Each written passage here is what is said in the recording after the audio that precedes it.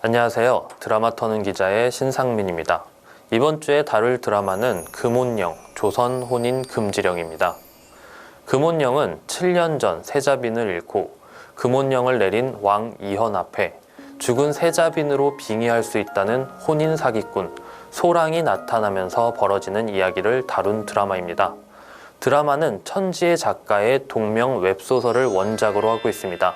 드라마 역시 원작 소설의 작가가 극본을 맡았습니다.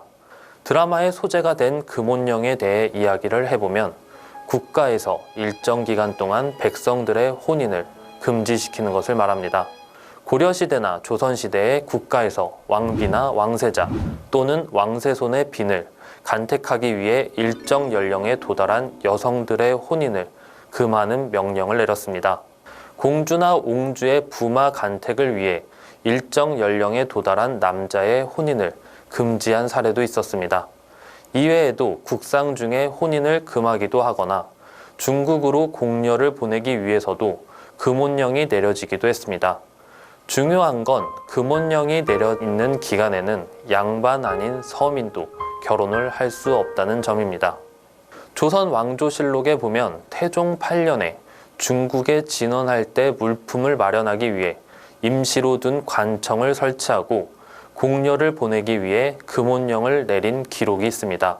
4월 16일에 금혼령이 내려졌지만 5일 만에 상호군 곽승우가 금혼령을 어기고 전 간무 강한식의 딸과 결혼을 해 두 사람이 치안기관인 순금사에 갇혔습니다. 3일 뒤에 정이품 예문관 대제학을 비롯한 많은 사람들이 금혼령을 어긴 죄로 옥에 투옥되기도 했습니다. 그로부터 9년 뒤 다시 한번 중국의 황제가 미녀를 요구해 금혼령이 내려진 기록이 있습니다. 조선 왕조실록에 금혼령과 관련된 기록을 보다 보면 당시 사람들이 금혼령에 부정적이었던 것을 볼 수 있습니다. 금혼령이 내려질 것 같으니 서둘러 혼인을 시키는 사례도 많이 나오는 걸 볼 수 있습니다. 사대부들이 금혼령을 지키지 않았다가 벌을 받는 경우도 많았습니다. 선비들이 금혼령에 부정적이었던 이유는 간택을 위한 단자를 올리는 과정에서 많은 비용이 들기 때문입니다. 한중록에서 세자빈으로 간택될 당시 국명을 어길 수 없어 마지못해 단자를 올렸지만 오치장 등 경비 때문에 빚을 내지 않을 수 없었다고 했습니다. 사실 드라마 금혼령은 불안 요소가 많긴 했습니다.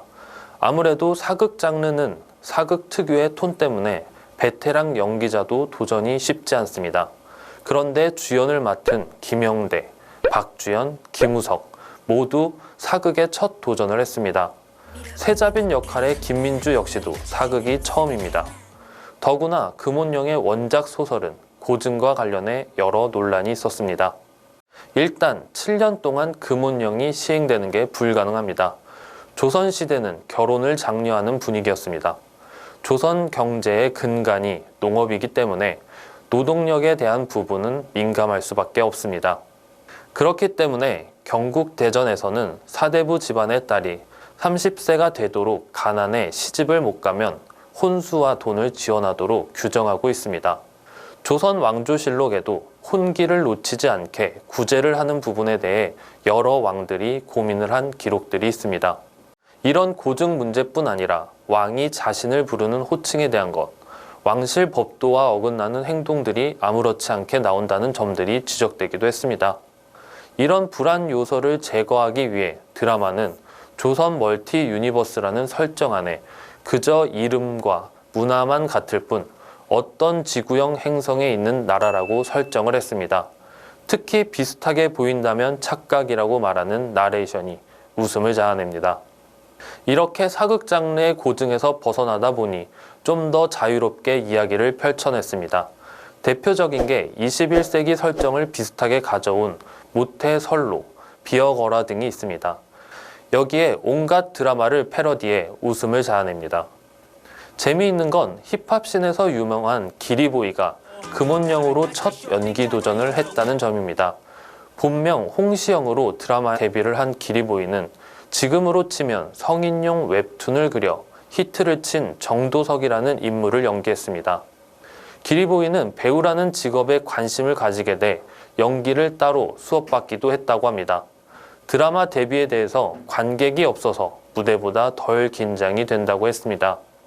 원작이 웹소설이다 보니 조금 가벼운 분위기 속에 10대, 20대 여성 시청자를 주요 타깃으로 삼았습니다.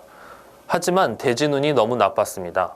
재벌집 막내 아들, 나름 마니아층을 형성한 소방서 옆 경찰서와 경쟁을 해야만 했습니다. 더구나 청춘 스타들로만 채워진 드라마가 세계관마저 사극의 주요 소비 시청층인 40, 50대를 설득시키지 못했습니다. 설정 자체를 조선이지만 조선이 아니다라고 하면서 고증에서 벗어난 만큼 작가가 B급 코미디를 여기저기 배치했습니다.